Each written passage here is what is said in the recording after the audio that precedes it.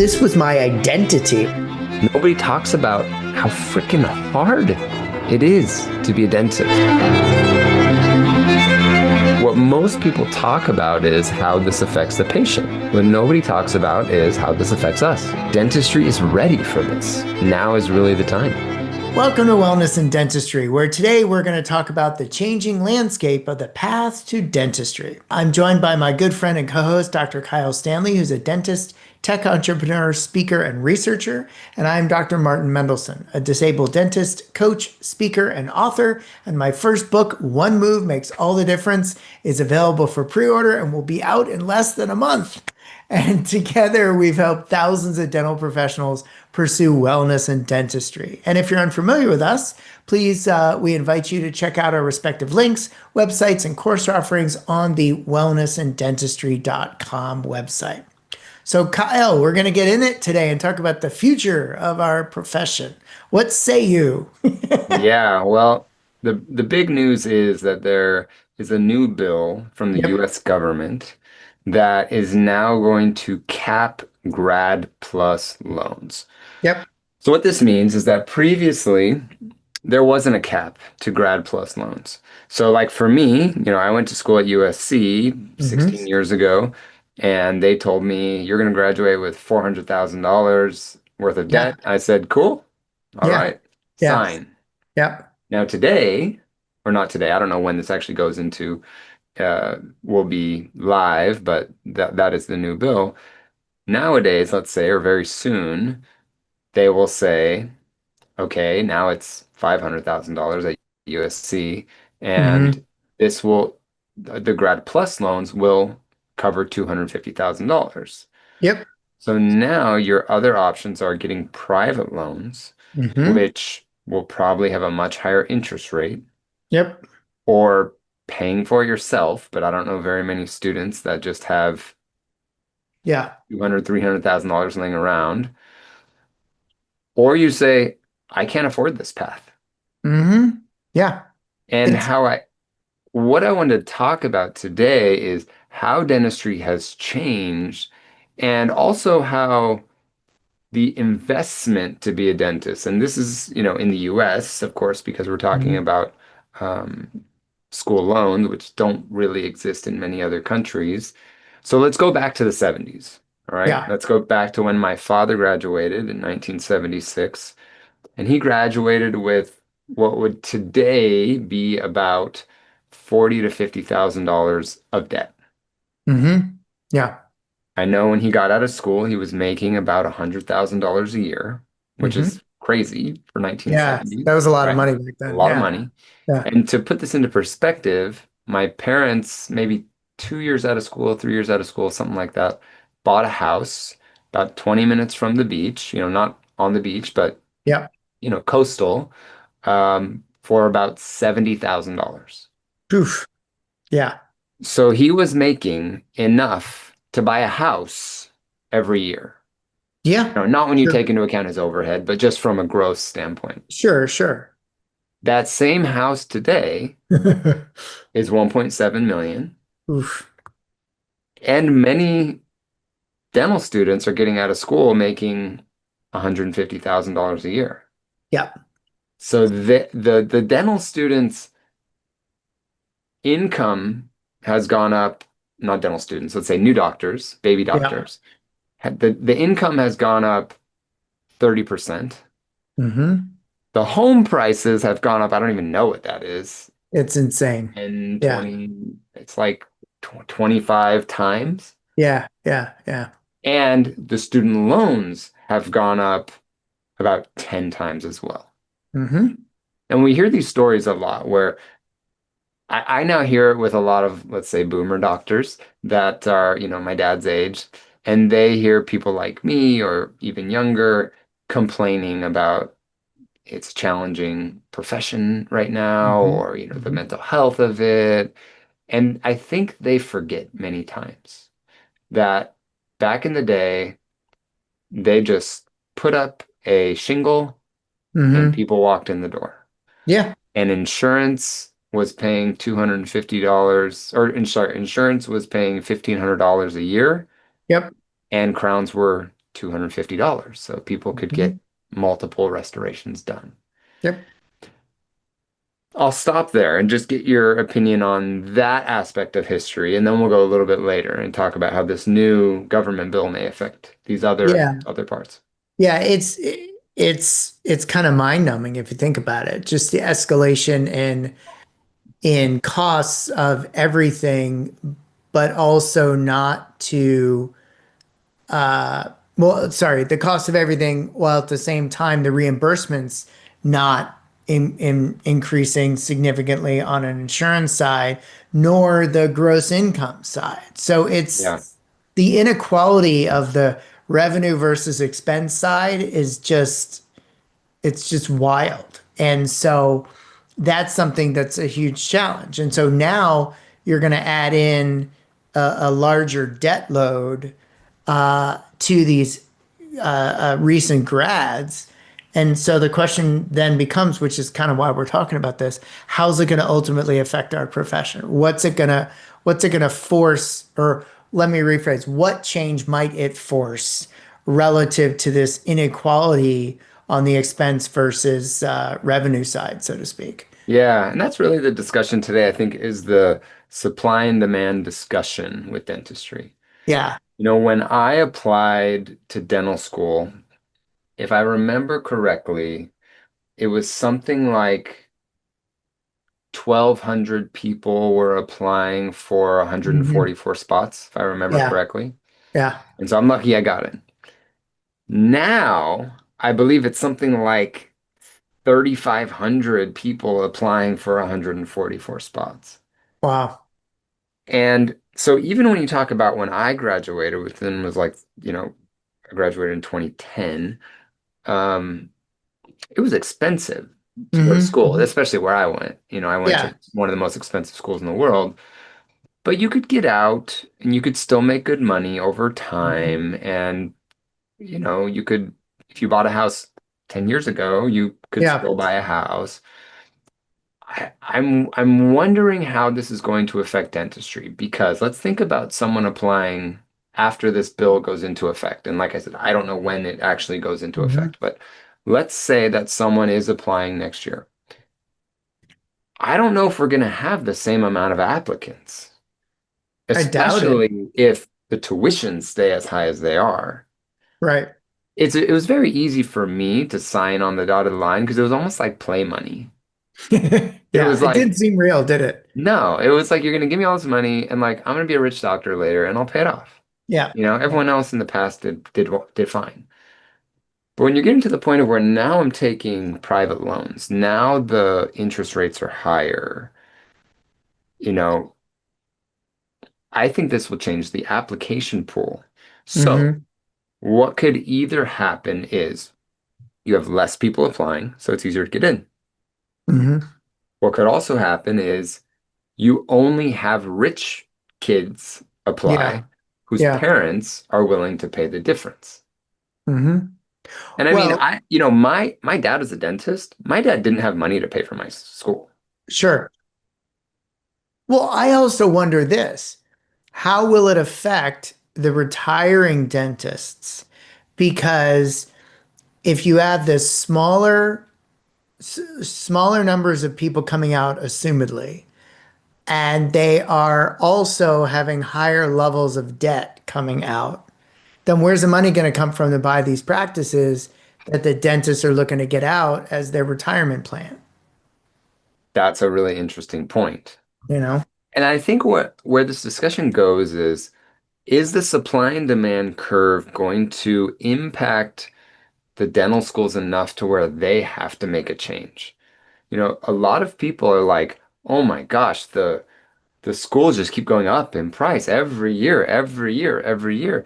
And I'm going to take a devil's advocate seat here Hmm. and say, listen, if you are an executive, if you are the CEO of a dental school, Hmm. demand is very high, Yeah. raise your fees.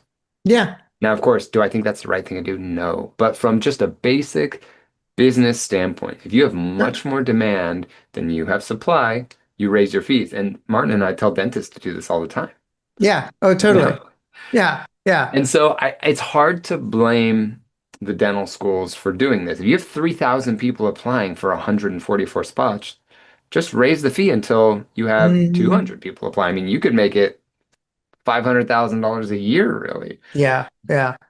I mean, you could also argue, going back to something you said earlier, which was, well, I just signed because I figured I would be a rich doctor and make it back later. Like, I wonder how long it will take, assuming all these things fall into place, for people to really truly understand the ramifications and then have that blowback to application rates, acceptance rates, all that kind of stuff. I wonder, right? I think it'll happen faster now just because everything happens faster now. Trends True. are faster, Yeah. communication's faster. Even when you think about 16 years ago when I graduated, there wasn't a lot of ways to connect with other people that were maybe Hmm. 5 years Fair. out, 10 years out. You didn't hear their stories, you didn't hear Yeah. their struggle. And I hear Fair. like I think one of the good things now with social media and how fast things move is you hear people struggle. You hear people Yeah. that are 5 years out and saying like, I'm stuck. Like I'm not making enough money. I have to work for these DSOs. I can't buy a practice. I can't move because these are the only places that I can get a job. And so I think when we have faster connection with other Hmm. people, there will be faster feedback, negative feedback or Hmm. positive Hmm. feedback. What do you think though? Do you think the dental schools will lower their fees? I don't know. It's just such an interesting thing because on the other side of this, or an additional variable, I guess you could say, is they don't pay the faculty all that much. So where the hell is all this money going? That's Yes, a whole nother discussion. But I just don't know because the truth of the matter is that although tuition certainly has outpaced inflation, there's no question that right. things cost more today. So Mhm. I just don't know. I mean, could it also be that we're going to have a repeat of the late 80s, early 90s where a bunch of schools closed? That is a really good point Because when I was in because, school, we got a bunch of people from Northwestern, from Georgetown, yep, because Loyola, Chicago. Loyola, yeah, Yeah, yeah. that's a really good point. And you've seen a lot of dental schools opening up more. Mhm. And what's weird is they keep saying things like, oh, there's going to be a shortage of dentists. Yeah, yeah. And I feel like there's a shortage of dentists where no one wants to live. And that will always be the case Hmm. because very few people want to go through 8 years of schooling, 10, 12 years of Yeah. schooling, spend hundreds of thousands of dollars and live in a place that has terrible weather, no amenities, Hmm. not great for their kids or their Yeah. spouses, hard to run a business. They keep saying this, and I'm like, where are these areas, Hmm. Hmm. I know that they exist because I Yeah. know people that say, my closest periodontist is 3 hours away, so that's why I do my own perio, for example. Right. Right. But will this really have an impact to where it's the point of like, let's say we're 15 years out from now, and Hmm. for the next 15 years, dental schools are closing. People are not going dental school because it just doesn't make financial sense, or they not physically, but financially can't. Like they just can't. Yeah. Maybe they Yeah. can't get the loan, the personal loan. That is the Yeah. bridge between the 250 and the 500. And they don't have wealthy parents or grandparents or friends that they could borrow from, right? Hmm. And so it's just like, I would love to be a dentist, but I can't. I cannot get the financing. So here's another crazy thought that just occurred to me. So there's been a lot of scuttlebutt recently about certain corporations giving money to dental schools, specifically like Delta Dental giving money to dental schools. Yeah. What if all this, what if all of a sudden, talk about wild transformation? What if all of a sudden you start seeing, let's say, DSOs or insurance companies, because there's also whiffs of, I think, not whiffs, I think it's happening that Dell's is opening up their own clinics or something. Yeah. What Mhm. what if all of a sudden you have the Deltas of the world, the DSOs of the world saying, okay, so if you go to dental school and sign on with us for 5 years, we'll pay your tuition. Like the military, Like basically. the military. Mm. That's very interesting. And I could definitely see that happening. Yeah, For yeah, sure, see that yeah. happening. I mean, talk Another about a s- shift. another thing that I think you brought up before we started recording is, let's say we only have people going into dentistry who have a wealthy background, meaning Yes. someone is skirting that extra few hundred thousand. Hmm. So the dental schools don't bring down their tuition. Yep. You get 250,000 maximum from the government that Hmm. you have to pay back, Hmm. of course. And the rest of it, your parents, your grandparents, Yeah, your aunts and uncles, someone is paying for you. We only have now wealthy dentists or dentists that yeah. come from wealthy families, right? Are the DSOs going to be able to get the new doctors anymore? Because many times the reasons why new doctors are going to DSOs because they've got a signing bonus, Hmm. they're paying more than the Hmm. GP down the street, they've got, health savings plan, and they've got Hmm. full benefits, and they've got all this stuff. But if you're a wealthy young doctor, maybe you don't give a shit. You're like, I'm gonna start my Yeah. own practice. Um, yes, and like we also talked about, even though they come from a wealthy family, unless they're incredibly wealthy, there's likely going to be a limit. So my point would be, okay, so they get funded to go to school, but then there's no money to buy a practice Hmm. or start I- one if that's what they chose, right? right. So I don't know, but I could see both ways going. I could see both realities happening, I guess you could say.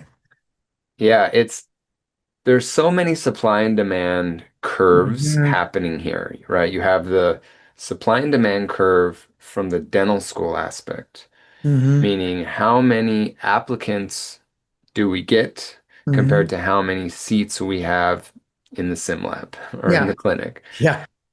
And then you have after that, well, I mean, it may even cut off earlier.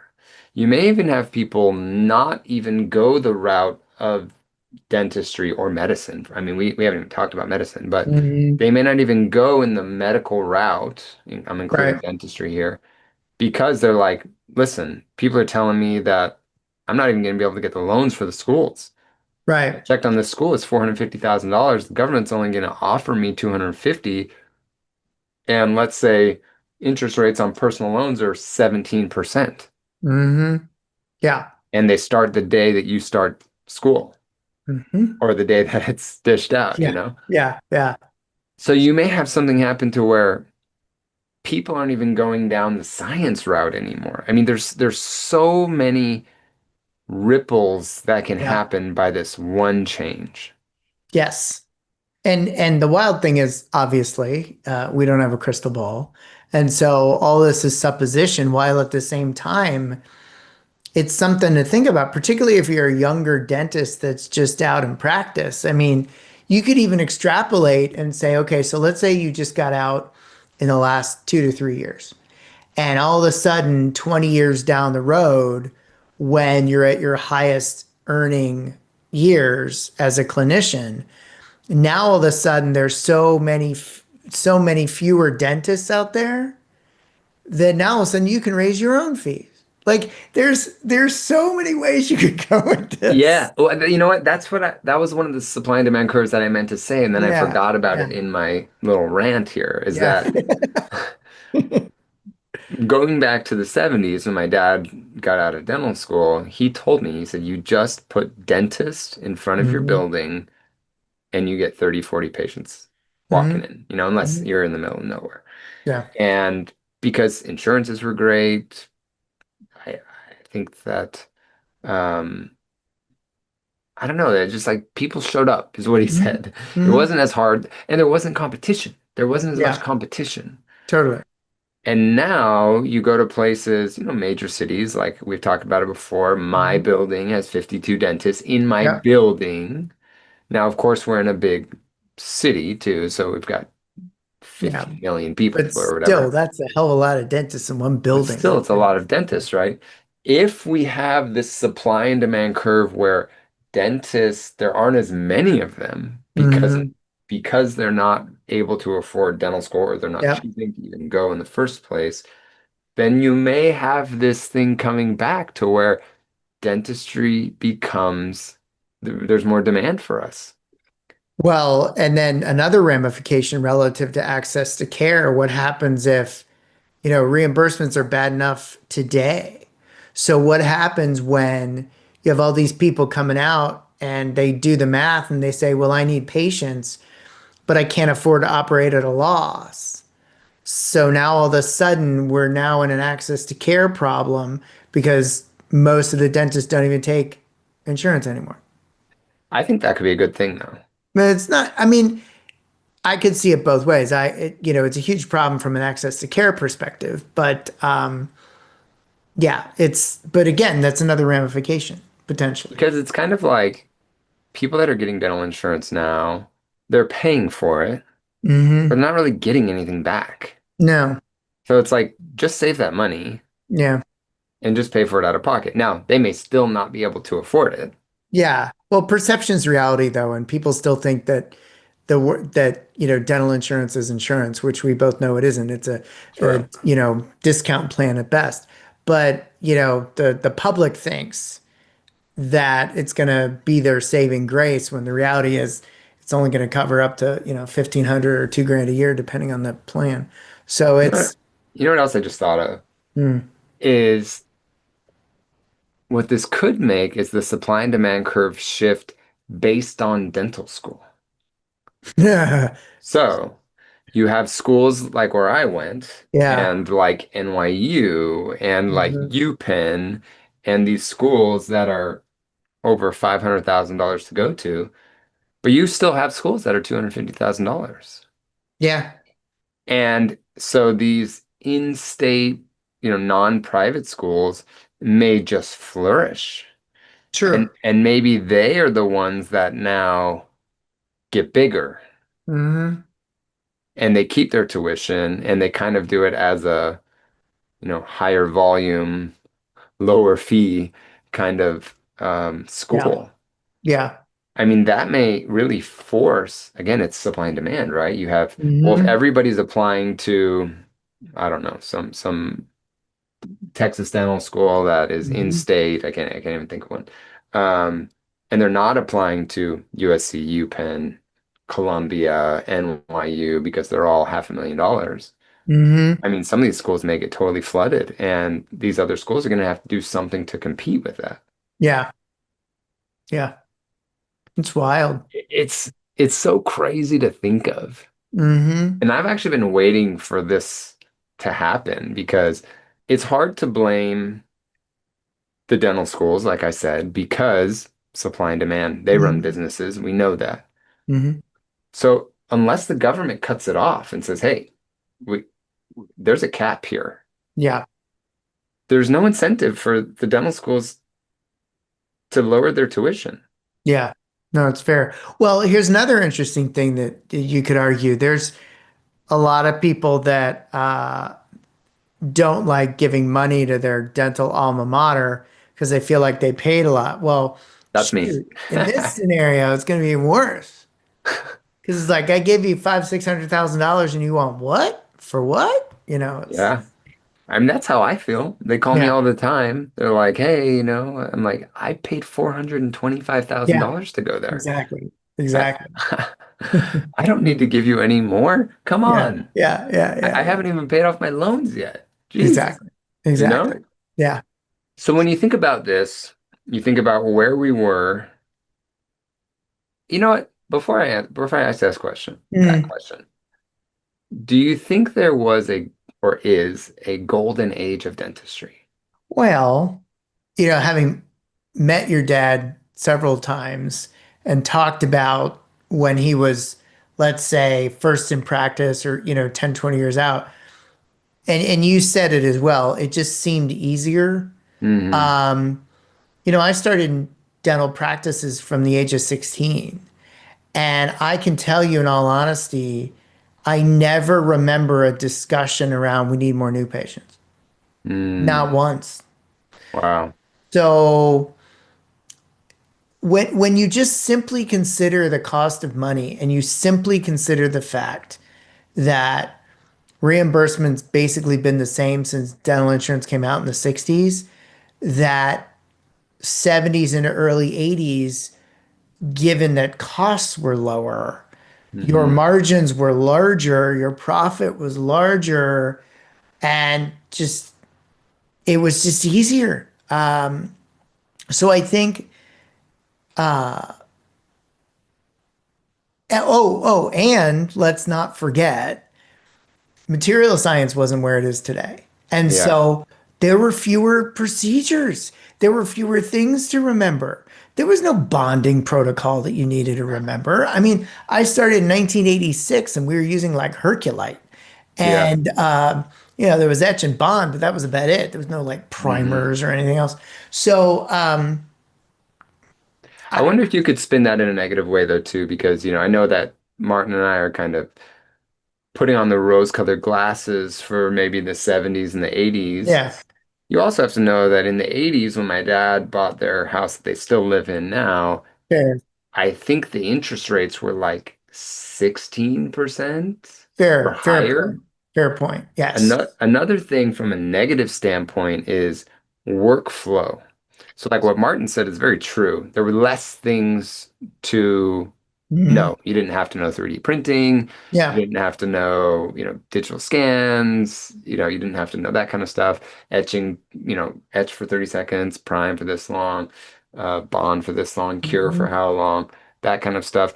But there was also much more manual work, right? You had to True. take impressions and then you had to pour them up and then there was a bubble and then you had to Yeah. redo it and then you're casting gold, right? And it's hard to think of what is the golden age of dentistry. I would kind of say it's now Yeah.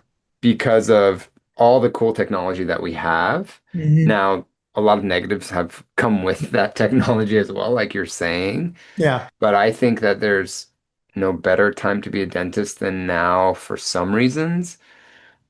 But I don't know, maybe I'm just romanticizing the 70s and saying like it was just a simpler time.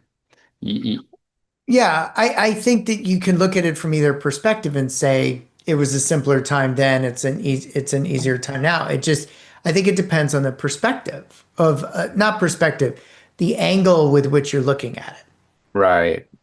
So if you're looking at, overhead and profit margins, that's one thing. If you're looking at material costs, that's another. If you're looking, I mean, it just depends how you're looking at it, from what angle and from what direction. Yeah, I mean, it seems like this discussion is really around money. It's Yeah. really around the financial aspect because we're talking Mhm. about how this bill changes the money. That Mhm. changes the student loans that people are going to be paying for 20, 30 years and what leverage that gives them to then Mhm. invest in themselves, whether that's training or a practice or better staffing or living in a certain area. You don't hear a lot of dentists going broke. But you do hear a lot of dentists struggling financially. Yes. And Martin and I hear this a lot in our courses.